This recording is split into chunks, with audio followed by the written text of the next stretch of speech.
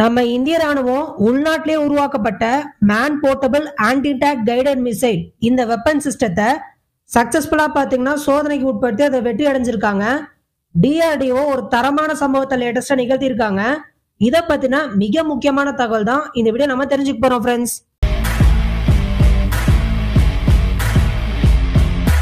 நவீன கவசத்தால பாதுகாக்கப்பட்ட போர் டேங்குகளுக்கு எதிராக இந்திய ராணுவத்துடைய பாதுகாப்பு திறன்களை அடுத்த கட்டத்துக்கு கொண்டு சென்ற நோக்கத்துக்காக நம்ம டிஆர்டிஓ பாத்தீங்கன்னா ஒரு அற்புதமான வெப்பன் சிஸ்டத்தை உருவாக்கி இருக்காங்க.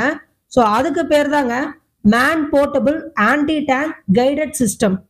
சோ இதுதான் அதோடைய விரிவாக்கம். இந்த வெப்பன் சிஸ்டம் என்னெல்லாம் பண்ணும் அப்படின்னு பார்த்தோம்னா, நவீன கவசத்தால பாதுகாக்கப்பட்ட பிரதான போர் டேங்கிகளை எம்பிடி அப்படின்னு சுருக்கமா சொல்லுவாங்க. அதாவது modern armour protected main battle tanks. இந்த போர் டேங்குகளை வந்து பாத்தீங்கன்னா சாதாரணமானது கிடையாதுங்க, ரொம்பவே பவர்ஃபுல்லானது. நிறைய நாடுகள் இதை வச்சிருக்காங்க. ஸோ இந்த மாதிரியான போர் டேங்குகளை அடிச்சு உடைக்கிறதுல தான் இப்ப நாம கண்டுபிடிச்சிருக்கக்கூடிய இந்த வெப்பன் சிஸ்டம்ன்றது பேர் போனது அப்படின்னு சொல்றாங்க. அந்த அளவுக்கு மிகப்பெரிய ஒரு த்ரெட்னிங்கா இது இருக்கும் அப்படின்னு டிஆர்டிஓ ஆழமா நம்புறாங்க. ஸோ அதை சோதனைப்படுத்தி பார்த்ததுலயும் வெற்றி அடைஞ்சிருக்காங்கன்றது தான் இங்க நம்ம ஹைலைட் பண்ண வேண்டிய மிக முக்கியமான ஒரு விஷயங்க. அது மட்டும் இல்லாம இந்த வெப்பன் சிஸ்டம் ஆனது பகல்ல மட்டும் இல்லாம இரவு நேரத்திலும் தாக்கக்கூடிய திறன் கொண்டதா இருக்கான். கூடவே டாப் அட்டாக் திறன்களோட இதுல ஃபீச்சர்ஸ்லாம் ஆட் ஆன் பண்ணிருக்காங்கன்னு சொல்றாங்க. ஸோ எல்லாத்தையுமே விட இந்த ஆயுத அமைப்புல டூயல் மோட் சீக்கர் ஃபங்க்ஷனாலிட்டியை ஆட் ஆன் பண்ணிருக்காங்களாம்.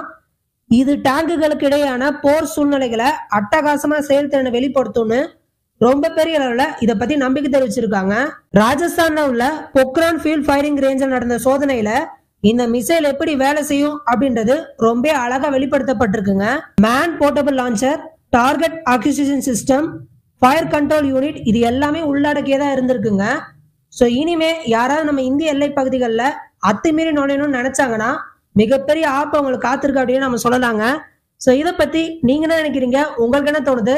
உங்களுடைய கருத்துக்கள் எதுவா இருந்தாலும் காமெண்ட் பாக்ஸ்ல மறக்காம அப்டேட் பண்ணுங்க ஃப்ரெண்ட்ஸ்.